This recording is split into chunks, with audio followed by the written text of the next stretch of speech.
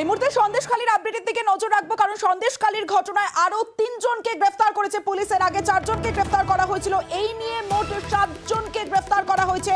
গত 5ই জানুয়ারি সন্দেশখালীতে ইডি রেডে গিয়ে আক্রান্ত হন ইডি আধিকারিকরা এবং সেই ঘটনায় আরো 3 জনকে গ্রেফতার করেছে নেজার থানার পুলিশ। এই নিয়ে আরো বিস্তারিত বলবে অনুপম সাহা, রয়েছে আমার সঙ্গে। অনুপম, হ্যাঁ দেখো, এই যে সন্দেশখালীর সরবেরিয়ায় শাহজাহান শেখের বাড়িতে ইডির রেডের সময় যে ইডির উপরে হামলা হয়েছিল, সিআরপির উপরে হামলা হয়েছিল, এর পরিপ্রেক্ষিতে কিন্তু ইডি নেজার থানায় একটা অভিযোগ দায়ের করে।